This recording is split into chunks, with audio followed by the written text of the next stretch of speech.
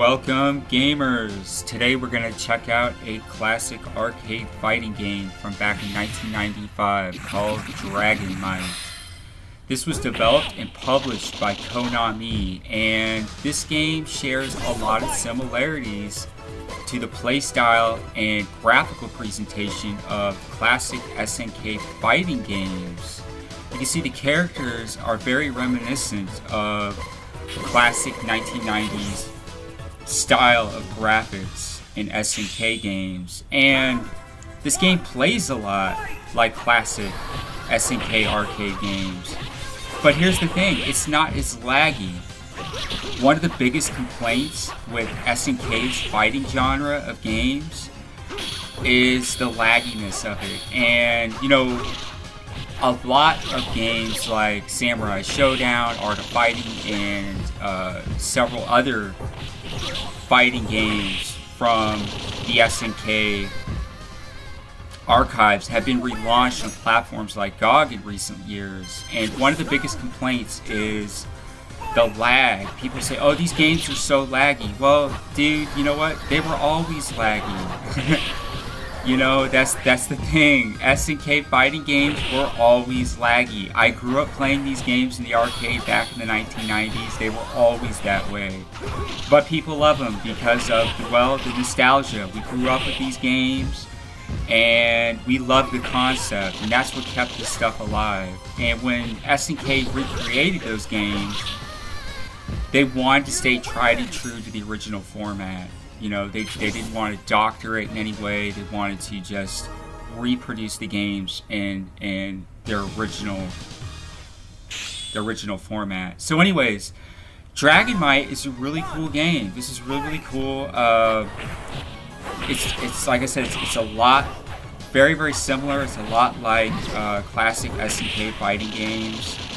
Not as laggy, pretty responsive controls.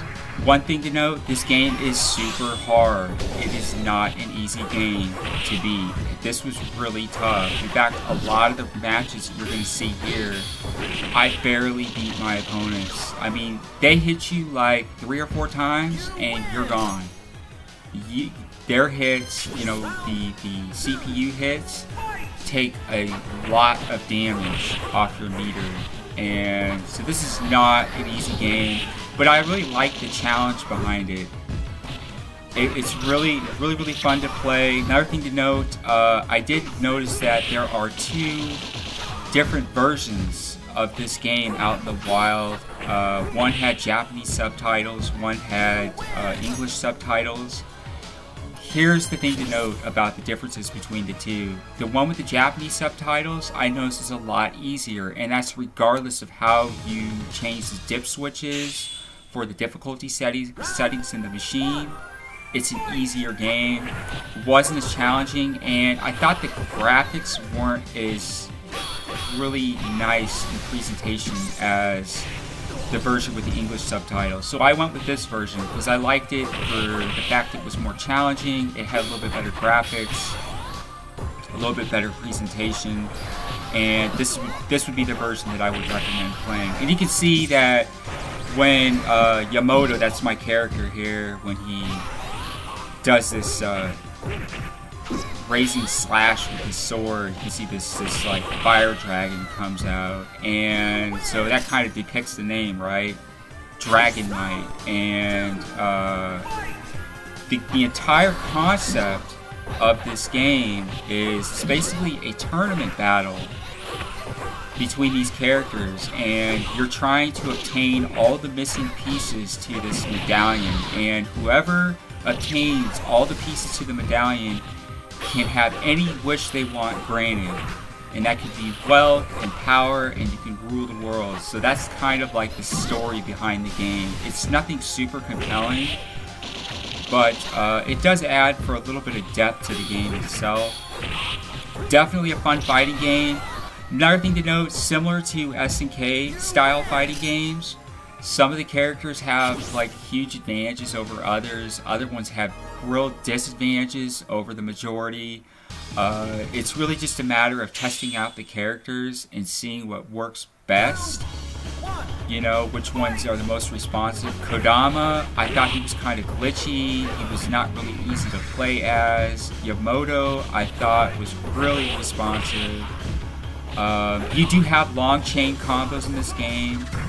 Long chain attack combos. You do have special attack maneuvers and so forth. Now, the control scheme for this game is somewhat of a mix between the typical Street Fighter moves and the classic SNK moves. It kind of falls somewhere in the middle.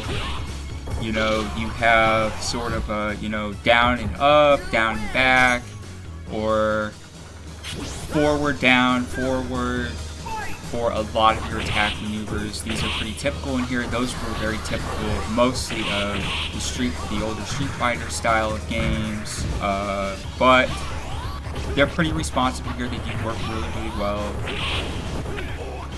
And a lot of times it's just timing your attacks right. And because this game isn't as glitchy as titles like the SNK titles like Art of Fighting and Samurai Showdown and so forth, you can actually pull your hits a little early. You know, once you execute a move, you can really start to begin to execute your next set of fighting, your next set of attacks. And you can see here that Medallion, every single match you beat, every single character you beat in the game, you unlock another piece of that medallion. This just gets, you get to like the 3rd or 4th round, and this game gets so difficult. Like, this was really a tough battle here with Suko. He is actually a really good character to play as. I do recommend him in the game. And we're gonna do more videos of this too. I'm gonna cover more characters in the game as time moves on. This was a lot of fun. This also reminds me a lot of games like Martial Masters. That was an IGS game. That felt kind of similar to some of the characters in this game, like Suko. Not so familiar, though, as to characters like Yamoto. He feels like more of the SNK playstyle and his fighting maneuvers and his presentation in the game. And the backgrounds, the background graphics I thought were pretty cool. Look, you got a lot of moving characters in the backgrounds. You have layered effects, sort of like a parallax scrolling. Really, really good layered effects, really good graphics for the stages. And that's something that a lot of fighting games in the 1990s lacked. Another thing to note about this game is that, well, it's a Konami game, and Konami is not well known for fighting games, not to the level of, you know, other development platforms like Capcom and SNK. And, you know, they had a lot of tries at the fighting game genre. Konami did throughout the 1980s, the late 1980s and the 1990s, and a number of titles they put together really didn't pan out very well. They were awful, in fact, but this was a solid game. And unfortunately, this didn't really take off in the arcades. This was not mass-produced, and this was not really a game that was pushed on the U.S. market. This was developed and published mainly for the Asian market, and there were copies of it in Europe. Of course, we have English subtitles, so that explains that. But this was not something that looks like Konami wanted to push on the U.S. market or really even tried. I think this game could have done really, really well.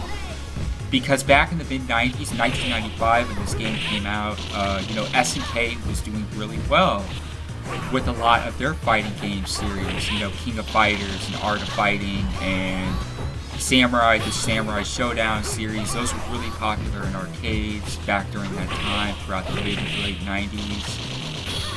And, you know, this just did not really take off in the arcades the way that SNK's fighting games did.